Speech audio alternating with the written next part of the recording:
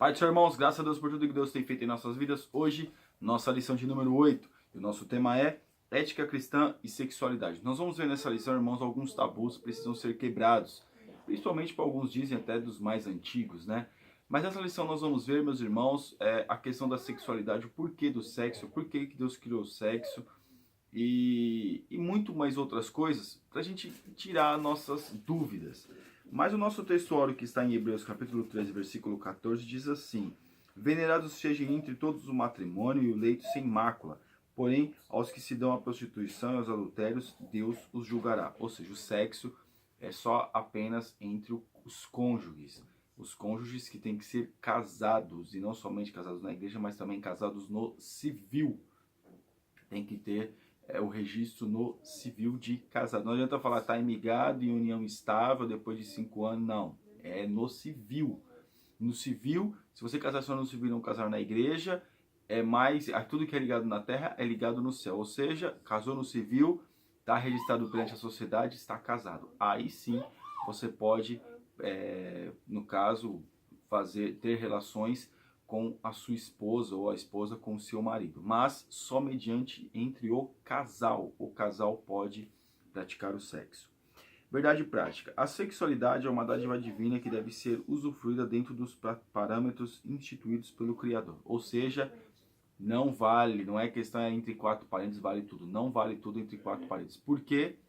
Porque o seu cônjuge precisa ter respeito. Você precisa ter respeito pelo seu cônjuge, não colocar ele em situações difíceis, né? Isso vale para o casal, tanto para o homem quanto para a mulher. Então, dentro de quatro paredes, não vale tudo. Vamos tirar essa ideia da cabeça. E também, a nossa leitura bíblica em classe, que está em 1 Coríntios, capítulo 7, versículo 11, 16, o apóstolo Paulo ele vai colocar aqui a questão do casamento. Ele não era casado, alguns dizem que ele era viúvo, mas ele conhecia muito bem sobre casamento, por isso que ele fala com propriedade sobre o casamento, porque ele já deve ter sido casado. Mas aqui ele vai dizer que é bom que o homem fique só, mas se não conseguir ficar só, que ele tenha uma adjuntora, que ele tenha uma esposa, que ele tenha uma mulher. Não somente para ter relações sexuais, irmãos, porque a pessoa casa pensando só em relações sexuais, está perdida, porque o casamento não é feito só de relações sexuais, mas sim do companheirismo. A relação sexual ela é muito importante no casamento, só que não é o essencial. O companheirismo, tudo isso faz com que o casal venha ter desejo um pelo outro, confiança, a pessoa, e tudo isso é o que? É uma construção do casamento. Mas aqui o apóstolo Paulo vai dizer que não é bom que o homem esteja só, que o homem tem que ter uma mulher, para que ele venha, né, se tiver desejo para não pecar contra Deus. Claro, irmãos, isso é necessário. É claro, nós vemos que pessoas que pensam em ficar sozinhas, outras pensam em casar o mais rápido possível, mas aí é a pessoa que tem que escolher. Mas se ela vê que o celibato não é, vamos dizer assim, a melhor coisa para ela, é bom que ela se case. Então aqui, ora quanto às coisas que me escrevesses, bom seria que o homem não tocasse em mulher, ou seja, por causa da prostituição, né? Ele vai dizer que é por causa da prostituição que o homem não tocasse em mulher, porque ele tem a sua esposa em casa, mas tem muitos ainda que têm o seu desejo desenfreado, quer ter outras mulheres, acha que o pecado, que às vezes a pessoa pensa, o pecado, meus irmãos, ele traz uma certa satisfação, mas a sua satisfação é temporária e as consequências são grandes. Então o apóstolo Paulo ele vai colocar, olha, tenha sua esposa em casa para que você não venha fazer bobagens. E o versículo 12, mas os outros digo, eu não o Senhor, mas se algum irmão tem mulher descrente e ela consente em habitar com ele, não a deixe. Ou seja, se a mulher é descrente ou o marido é descrente, se é casado, mas ele não é crente, não tem problema, você tem que ter relações sexuais, é o seu esposo, é a sua esposa, você tem que orar para que Deus venha se converter, mas é a sua esposa, você tem que amá-lo e respeitá-lo. Isso é aquilo que nós fazemos quando nós vamos fazer os nossos votos.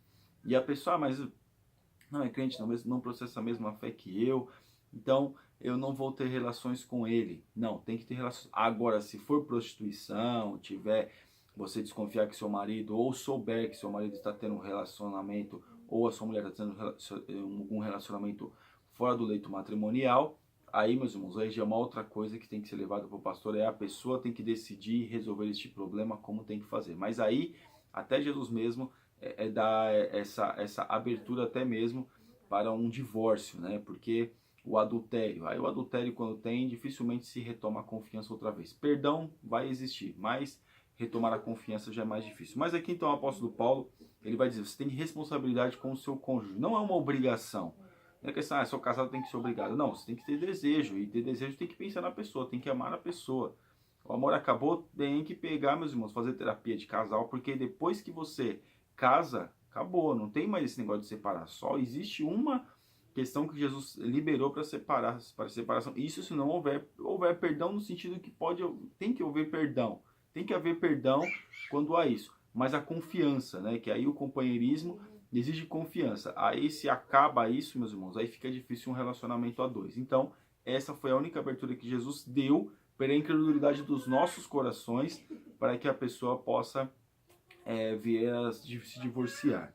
E também o 16, porque de onde sabes, ó mulher, se salvarás teu marido, de onde sabes, ó marido, se salvarás tua mulher. Ou seja, o apóstolo Paulo está explicando, a gente não conhece a salvação, a gente não sabe. Mas necessário é que o homem ou a mulher, depois de casado, tem que amar mesmo seu esposo. É uma ponte que você constrói, passa para o outro lado, destrói a ponte porque não tem mais como voltar atrás. A única abertura que nós temos, repetindo, é o adultério. E nossa introdução. Se por um lado a sexualidade tem sido desvirtuada na sociedade pós-moderna, por outro lado alguns cristãos insistem em tratar o assunto como tabu. Embora o tema possa trazer desconforto para alguns, a sexualidade humana não pode ser subestimada. Por isso, estudaremos o conceito da sexualidade, o propósito do sexo segundo as escrituras e o casamento como parâmetro para o sexo. Por que fala tabu? Nós vamos ver no decorrer da lição, irmãos, porque muitos só fazem sexo, acham que o sexo é só para procriação. E nós vemos na antiguidade que tinha até as questões dos feriados, não pode fazer sexo, e essa era uma questão muito certa, muito séria na mente daquelas pessoas da antiguidade. E até mesmo dentro da igreja, não muito longe, é só para procriação. No caso, a mulher, se for para isso, a mulher não tem prazer, na verdade os dois têm que sentir prazer, o homem tem que dar prazer para a mulher tem que dar prazer para o homem, porque é um casal, então os dois têm que sentir prazer. Deus criou o sexo para que venham ter prazer.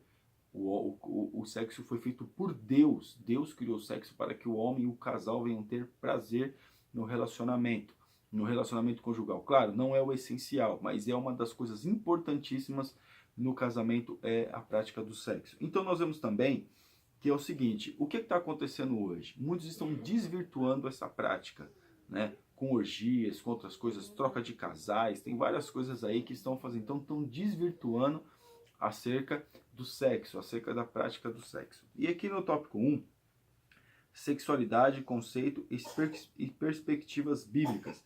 Sexo e sexualidade possuem conceitos próprios, pois ambos constituem-se atos de criação divina.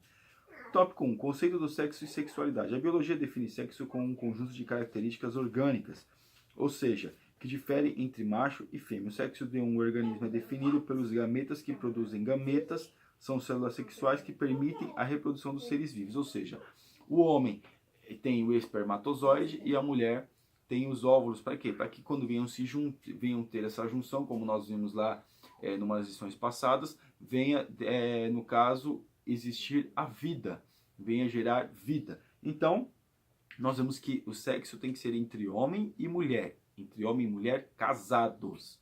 Homem e mulher casados. Porque eles podem ter a possibilidade da procriação. Mas vai dizer, mas irmão, você não disse que também as pessoas podem praticar o sexo como uma forma de prazer? Claro que podem, mas entre homem e mulher. Entre homem e mulher pode ser praticado sim, tem que ser praticado. O sexo é uma coisa que precisa ser praticado entre o casal. O tópico 2, o sexo foi criado por Deus. No ato da criação, Deus fez o homem e a mulher sexualmente diferentes. Macho e fêmea os criou. Portanto, o sexo faz parte da constituição anatômica e fisiológica dos seres humanos. Homens e mulheres, por exemplo, possuem órgãos sexuais distintos que os diferem sexualmente. Irmãos, órgãos sexuais distintos. O homem tem o seu órgão genital, o seu órgão sexual, e a mulher tem o seu. Quando eles se juntam, há prazer, há a bênção de Deus entre casal, entre homem e mulher casados, há a bênção de Deus. O pecado está no sexo, mas na perversão do seu propósito. Ou seja, o pecado não está na questão de praticar o sexo.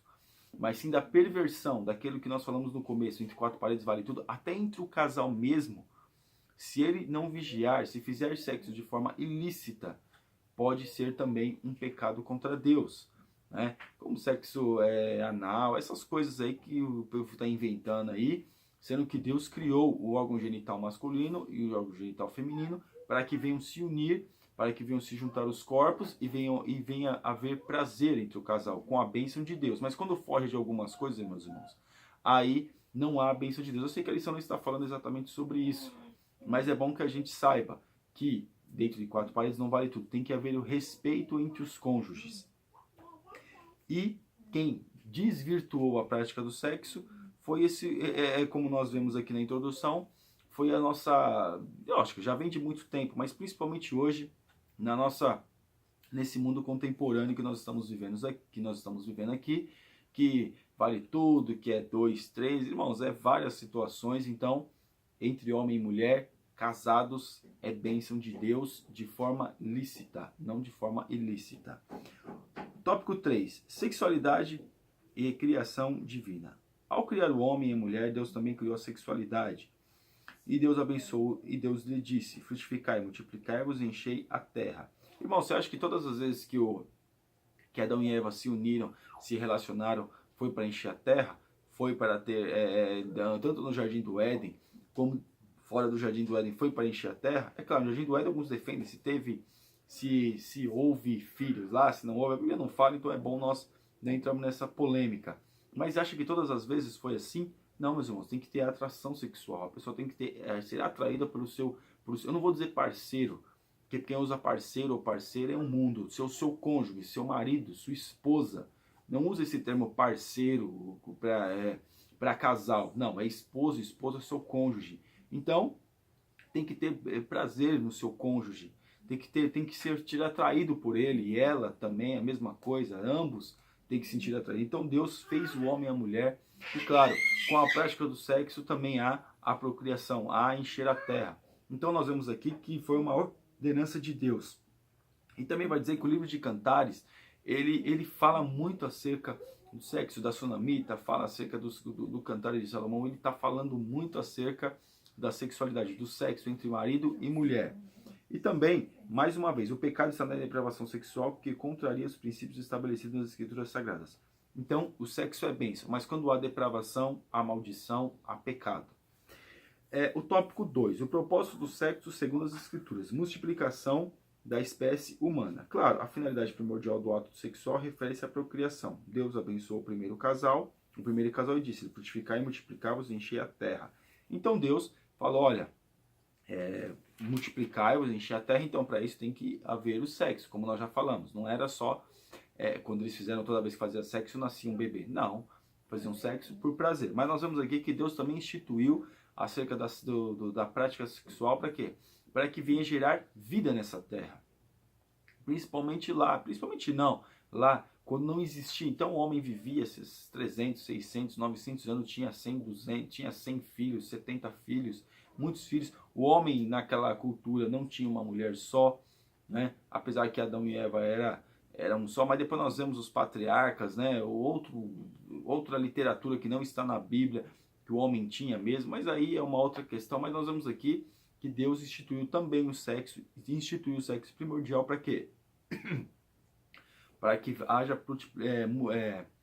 multiplicação e procriação na terra. O 2, satisfação e prazer conjugal. Por muito tempo, ensinou-se que a procriação era o único propósito da relação sexual. O Concílio de Trento, de 1545 a 1563, disciplinou a prática sexual com os fins exclusivos de reprodução e proibiu o sexo aos domingos, nos dias santos e no jejum quaresmal. Ou seja, entre 40 dias antes da Páscoa não poderia fazer sexo. Ou seja, entre esses 40 dias não poderia fazer sexo. Então nós vemos aqui que alguns equívocos, algumas situações, como nós já falamos no começo da aula, existiram. Esse aqui é um desses. Não pode. Só se for para procriação, você quer ter um filho? Então você tem que fazer sexo. Não é isso. O sexo também é para o prazer do casal. O casal tem prazer, o casal tem que sentir atração um pelo outro, tem que ter prazer mesmo, e tem que se unir os corpos com prazer, claro, com toda a bênção de Deus. Seja bendito o teu manancial, alegra-te com a mulher da tua mocidade, e ainda goza a vida com a mulher que amas. E assim na união conjugal, como também ensina o Novo Testamento, o homem e a sua mulher devem buscar a satisfação sexual. Prazer sexual, a satisfação. Então o apóstolo Paulo fala, ó, tenha satisfação, tenha prazer com a sua mulher, né? Ame a sua mulher. Ele não falou com essas palavras, mas trazendo para os nossos dias, ame a sua mulher para quê? Para que você não venha querer buscar outra coisa lá fora. Porque hoje o homem busca por aventuras também, ou até mesmo a mulher também. Hoje, antigamente era mais o homem, mas também a mulher hoje busca satisfação fora do casamento para poder se satisfazer sexualmente, para poder se satisfazer como mulher, ou o homem se satisfazer como homem. Mas se for um casamento abençoado por Deus, o inimigo vai tentar da mesma forma. Cabe os cônjuges não se sentir atraído por essas mazelas, e sim ter prazer, e sim se satisfazer com o seu cônjuge, e ter prazer com a sua esposa, e ter prazer com o seu marido. E no tópico, na parte 3, o correto uso do corpo. No ato sexual ocorre a fusão de corpos. Assim, não são mais dois, mas uma só carne. O sexo estabelece um vínculo tão forte entre os corpos que os torna uma pessoa. Então, meus irmãos, é muito forte acerca da relação sexual. Às vezes a gente acha que é brincadeira, que é apenas um passatempo. Não, é muito forte. A bênção de Deus está ali, é muito forte. E aqui nós vamos ver que escrituras proíbem o uso do corpo para práticas sexuais ilícitas, são condenadas entre outras relações incestuosas, o coito com animal, adultério e a homossexualidade. O corpo não pode servir à promiscuidade, mas deve glorificar a Deus, nosso Pai. Ou seja, o nosso corpo é o templo do Espírito Santo. Nós não podemos deixar que esse tipo de prática, que esse tipo de mazela venha invadir o nosso matrimônio, vamos dizer assim, a nossa vida sexual com a nossa esposa ou com o nosso esposo. Nós não podemos invadir, não podemos deixar que essas coisas invadam, venham a ter práticas, venham a ter esse tipo de coisa, o adultério, principalmente o adultério. Agora aqui, coito com animal, essas coisas, meus irmãos, isso aí já é uma prática que já vem de muito tempo. As pessoas têm relações com esse tipo de coisa, e agora que, né, alguns dizem que como já está meio que ultrapassado, para nós, lógico que não, ultrapassado a homossexualidade, agora a prática, agora a moda é ter relações com animais. Mundo terrível, né, meus irmãos? Trazer uma bênção, uma coisa abençoada que Deus deu para o homem, que Deus concedeu ao homem, que é a prática sexual, que é o prazer com a sua esposa, no caso o homem falando, e a mulher falando prazer com o seu esposo, né? Venha adentrar essas mazelas, essas coisas terríveis que nós estamos presenciando, que o mundo está aceitando. Como Deus criou a bênção, o diabo, o inimigo das nossas almas, faz isso se virar como maldição. Aqui no tópico 3, o casamento como limite ético para o sexo. O casamento é o legítimo limite ético dos impulsos sexuais que podem ser satisfeitos sem que se incorra em atos pecaminosos. Prevenção contra a fornicação. Então, meus irmãos, a fornicação é o quê? Seria o sexo entre pessoas não casadas, né? Entre pessoas não casadas, entre solteiros, é a fornicação. Então, os jovens, no caso, né? Colocando jovem, moço e moça, menino e menina, não pode praticar o sexo. Hoje nós estamos vendo que, até mesmo hoje nós estamos vendo que está liberado. Está liberado não, até mesmo entre os jovens, acha que pode, depois é só pedir perdão e está tudo certo. Não, meu irmão, não é assim. Se você abre um precedente no seu namoro, quando você chegar no seu casamento, é mais difícil. É mais difícil, porque a tentação vai vir, o inimigo vai jogar mesmo coisas entre o casal, situações entre o casal, brigas, insatisfações. E aí, meus irmãos, abrem precedentes. E aí o jovem tem que orar muito. Por quê? Porque, meus irmãos, a consequência ela vem. Às vezes a pessoa, não, é só fácil, é fácil. Não, não é fácil. Não é fácil. Se você casa debaixo da bênção de Deus, às vezes algumas coisas são difíceis. O relacionamento a dois é difícil. São duas pessoas, mesmo que seja, mas é uma só carne, mas são duas pessoas que são diferentes em muitos aspectos. Porém, nós vemos o quê? Que está a bênção de Deus ali. Por quê? Casou nos conformes, vamos dizer assim. Então veja que isso é uma bênção. As provações vêm mediante a isso. Imagine agora uma pessoa que casa nos conformes já tem seus problemas. Imagine aquela pessoa que casa de uma forma, vamos dizer assim, que teve o pecado, que praticou o pecado.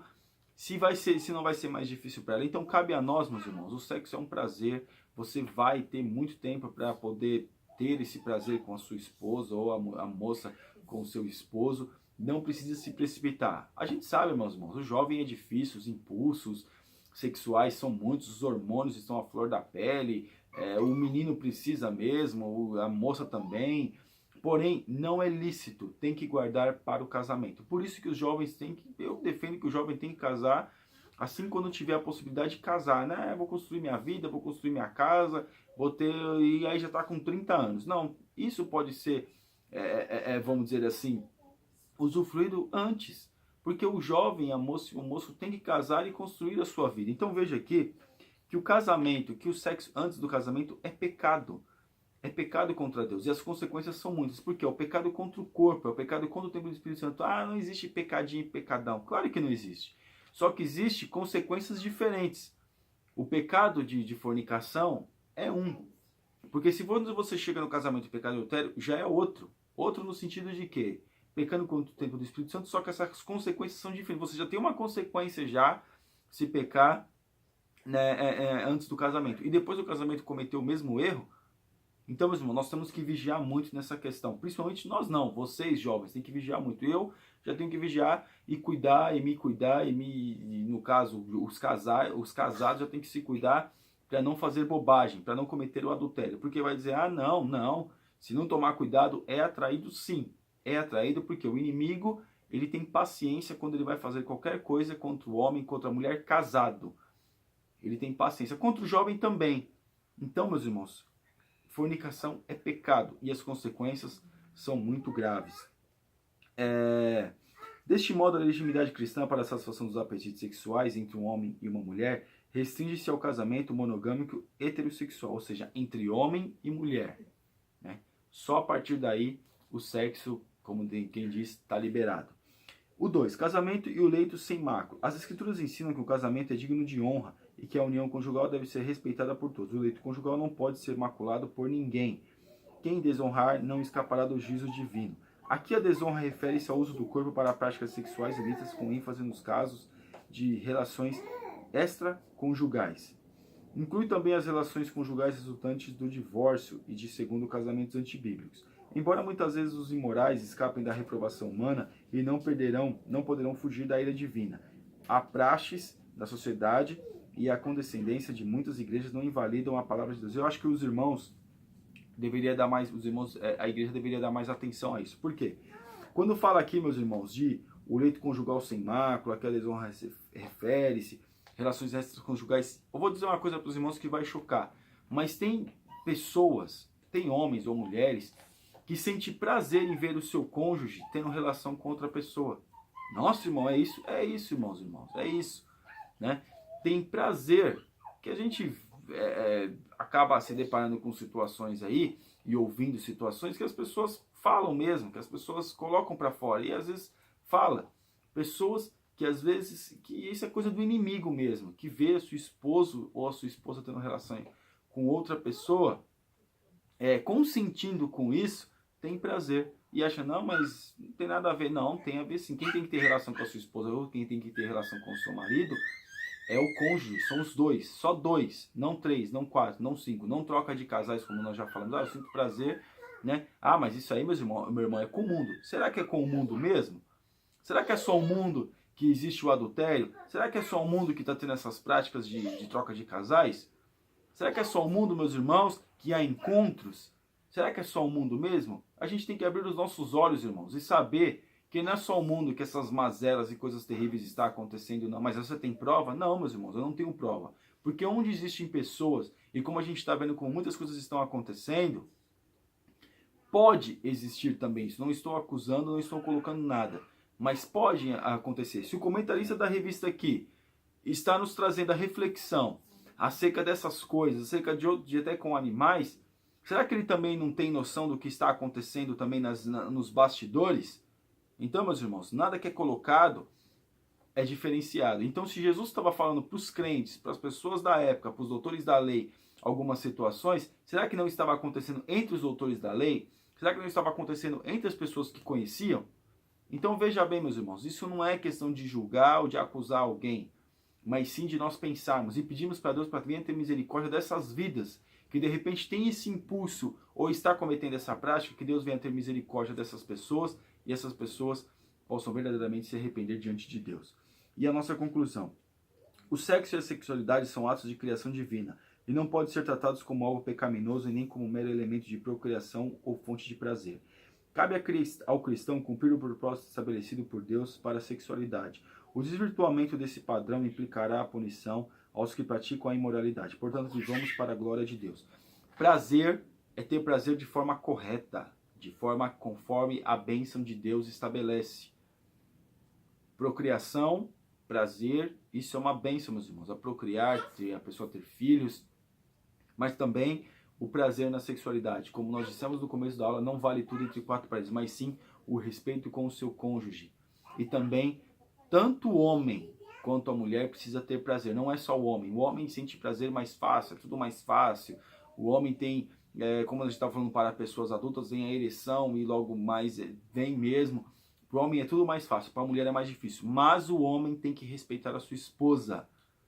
Ou seja, dar prazer para ela, ter paciência com a sua esposa. Ele tem que ser um homem de verdade, tem que dar prazer. Aí cabe ao homem dar prazer para a sua esposa e não colocar a sua esposa em situações constrangedoras para que ele venha ter prazer. Porque muitas das vezes as situações, muitas vezes não, todas as situações constrangedoras, quem tem prazer não é a mulher, mas sim só o homem. O homem não tem que pensar só nele, tem que pensar na sua esposa também. Então, fazendo tudo isso, nós estaremos debaixo da bênção de Deus e Deus vai abençoar muito o nosso relacionamento para com a nosso cônjuge, né? Falando melhor, eu com a minha esposa, o irmão com a sua esposa, a irmã com o seu esposo, entre casais, e não desvirtuar esta prática. Amém, irmãos? Que Deus abençoe os irmãos em nome de Jesus. Você ainda que não é assinante do nosso canal, está convidadíssimo a assinar. Que Deus te abençoe. Fique na paz.